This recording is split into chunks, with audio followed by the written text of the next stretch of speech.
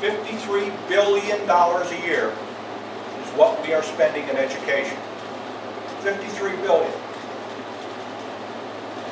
The highest per pupil spending in the nation, New York State. The largest area of state spending is education. 67% above the national average is what we spend in New York per pupil. We have outpaced the rate of inflation for the last 10 years. And what is so hurtful is the fact that all the money we have spent has not resulted in higher student performance. That's a fact. Education continues to be the largest expenditure in the state. You have to ask yourself, why?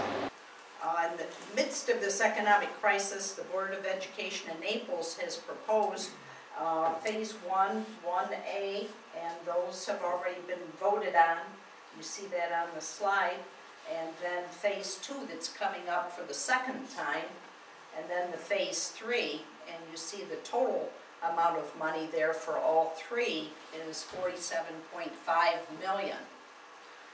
And I hope everybody understands that's in addition to the 16.6 that's in the annual operating budget for the school.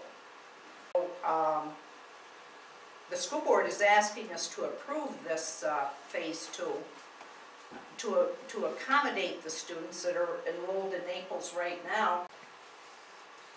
Naples spends more per pupil than these schools that you see on the slide, and we are smaller than several of them, but we're about the same size as Red Jacket, Manchester, Shortsville, Honeoye, and East Bloomfield. And the median income for Naples taxpayers in the town of Naples is $44,000, and the Ontario County has $55,000, and that means $11,000 less than the median income in Ontario County, but the highest per pupil spending in the county. Something interesting that I ran across as I was sitting on the Board of Education, and I got off this year, and then I saw the board present Phase 1, 1A, 2, and 3, is I added up the difference in between what we were given now and what the board was given when I sat on it, and you can see the 2006 total is $13.8 million.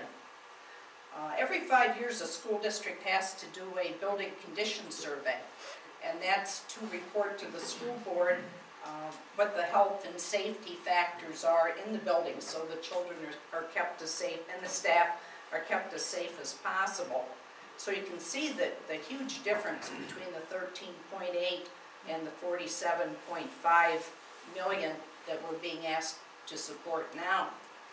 And another interesting fact is that in the building condition survey, there are no building codes that are not being met.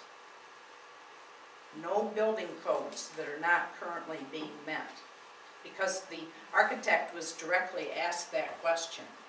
So that many millions, that $33 million difference,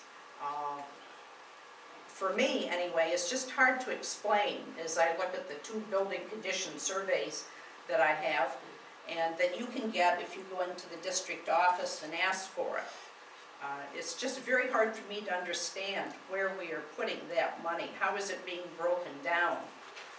When I've asked at school board meetings, school board members have been somewhat forthcoming, but they say that the architect can't really make the final plans until the money is passed by the voters.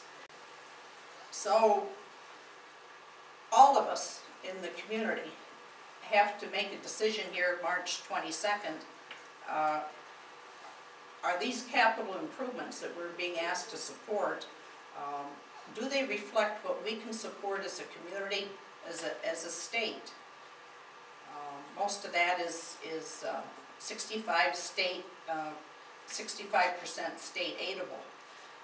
But I also asked the school board, what happens if New York State decides that they don't have the money and they default on their loan, on their gift to us of 5, 10, 15, 20, 30%?